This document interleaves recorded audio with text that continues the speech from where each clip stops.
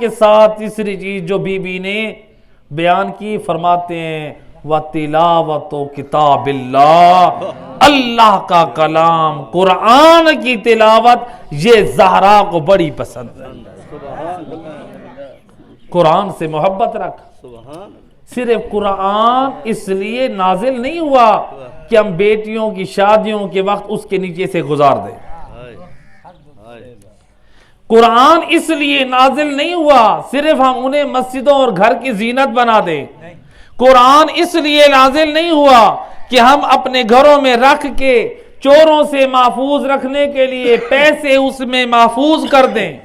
ایک صلوات پڑھے محمد۔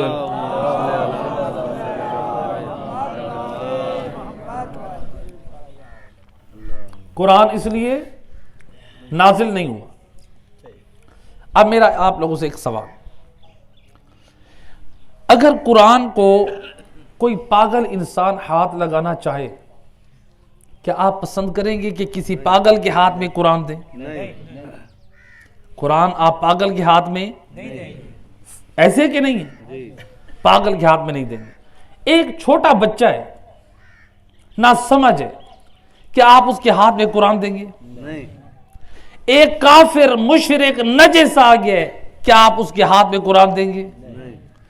ایک شخص ہے جس کے ہاتھ میں غلاظت اور نجاست ہے، کیا آپ اس کو قرآن دیں گے؟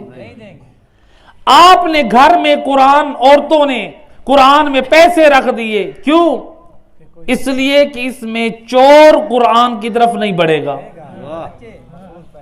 ایسے کہ نہیں؟ اس کا مطلب ہے قرآن کا تعلق، چور کا تعلق قرآن سے نہیں ہے۔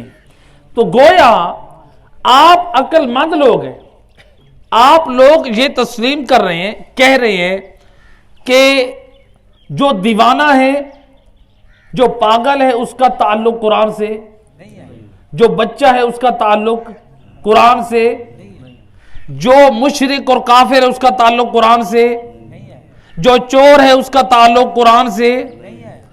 جب ان کا تعلق قرآن سے نہیں ہے، میرا دوست ذرا فکر کر، کیا ہم پاگل ہیں جو ہماری زندگی میں قرآن نہیں ہے؟ کیا ہم چور ہیں ہماری زندگی میں قرآن نہیں ہے؟ کیا ہم کافر اور مشرک ہیں کہ ہماری زندگی میں قرآن نہیں ہے؟ کیا ہم بچے ہیں کہ ہماری زندگی میں قرآن نہیں ہے؟ اور میرا دوست اس کا مطلب ہے ہم غفلت میں گرے ہوئے ہیں۔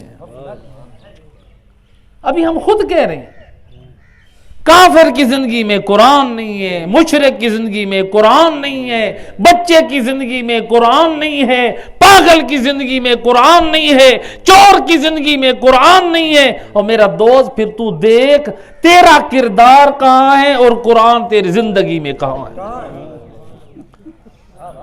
آج بعض لوگ آ کر پوچھتے ہیں قبلہ صاحب ہم کس کی مانیں؟ اکثر میرے نوجوان دوست مجھ سے آ کر یہ سوال پوچھتے ہیں، قبلہ ہم کس کی مانیں؟ ہم کس کی مانیں؟ علماء کچھ کہتے ہیں، خطباء کچھ کہتے ہیں، ذاکرین کچھ کہتے ہیں۔ سوال ہے کہ نہیں؟ آپ سب کا سوال ہے؟ یہی سوال اکثر میری قوم کے جوان کرتے ہیں، قبلہ ہم کس کی مانیں؟ علماء کی مانیں، خطباء کی مانیں، ذاکرین کی مانیں؟ میں کہا کرتا ہوں اور میرا دوست تو کسی کی نہ مان، تو اس قرآن کی مان جس قرآن کو زہرا کے لال حسین نے نوک نیزہ پہ پڑھا۔ تو اس قرآن کی مان جس قرآن کو علی حیدر کرار نے ولادت کے تیسرے دن آغوش رسالت میں پڑھا۔ تو اس قرآن کی مان، دیکھ اس قرآن میں صحیح عقیدہ کیا ہے اور صحیح کردار کیا ہے۔ قرآن پڑھتا جا، صحیح عقیدہ توحید بھی دیکھ، صحیح عقیدہ رسالت بھی دیکھ، صحیح عقیدہ ولایت بھی دیکھ اور پاک کردار بھی دیکھ۔ دیکھ دیکھ پھر بیان کرنے والا چاہے عالم ہو، چاہے خطیب ہو، چاہے ذاکر ہو، قرآن جس خطیب کی، جس ذاکر کی، جس عالم کے عقائد اور کردار کی تصدیق کرتا جائے اس سے لیتا جا، اور قرآن کے مطابق جس کا عقیدہ اور عمل نہ اسے ٹھکراتا جاؤ۔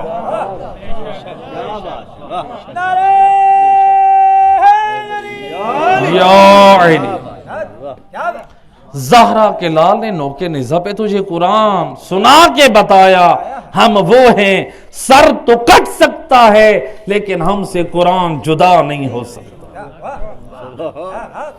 اے حسین والا، کیا میں نے اور تو نے کربلا سے سیکھا تلاوت قرآن؟ شب عاشور حسین کیا کہتے ہیں؟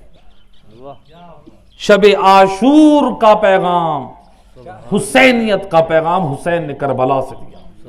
انی احب الصلاۃ، میں حسین کو نماز سے محبت ہے، و تلاوت القرآن، مجھ حسین کو تلاوت قرآن سے محبت ہے۔ اور میرا دوست کربلا کی طرف دیکھ تو حسین قرآن سے محبت کر رہے ہیں، اور فاطمہ زہرا کو مدینے میں دیکھ تو زہرا تلاوت قرآن کو پسند کر رہے ہیں، اور کوفہ و شام کے بازاروں میں دیکھ تو حسین سر نوکا پہ، نوکے نیزہ پہ حسین کا سر تلاوت قرآن کر رہا ہے۔ اور اگر کعبے کے پاس علی کو آغوش رسالت میں دیکھ تو علی بھی تلاوت قرآن کر رہا ہے۔ ہم دیکھیں ہماری زندگیوں میں قرآن کہاں ہے؟ مسلمان تو ہیں، مومن تو ہیں، ہماری زندگی میں قرآن بھی ہے؟ امام جعفر صادق علیہ الصلوۃ والسلام، اللہم صلی علیہ، امام فرماتے ہیں جو بندہ قرآن دیکھ کے پڑھتا ہے اللہ اس کو 2 سعادتیں عطا کرتا ہے۔ پہلی یہ، اس کی آنکھوں کی بینائی قرآن کو دیکھ کے پڑھنے کی برکت سے اچھی اور درست ہو جائے گی۔ دوسرا، امام فرماتے ہیں جو دیکھ کے قرآن پڑھتا ہے اگر اس کے والدین میں سے کوئی کافر بھی ہوگا اللہ اس تلاوت کے صدقے میں اس کے والدین کے عذاب میں کمی کر دے گا۔ کون ہوگا؟ کافر ہوگا۔ اور اگر کسی کے والدین مومن ہوں، اللہ اکبر، اور اگر وہ تلاوت کی بھی مومنوں کے لیے کی جا رہی ہو رتبہ اور بھی بڑھ جائے گا۔ تو لہذا تلاوت قرآن کو معمولی نہ سمجھیں، اس لیے کہ اللہ کے رسول نے قرآن میں شکوہ جو بیان کیا ہے اللہ نے اس شکوے کو اتنا پسند کیا، وقال الرسول یا رب ان قومی اتخذوا هذا القرآن مہجورا، اللہ کے رسول میدان محشر میں کہیں گے بار الہ میری امت میرے کلمہ گو نے قرآن کو زندگیوں میں چھوڑے رکھا۔ یہ رسول اللہ شکوہ کریں گے، ان لوگوں کا شکوہ کریں گے جو مسلمان تو ہیں لیکن ان کی زندگیوں میں قرآن نہیں ہے۔ میرا دوست، قرآن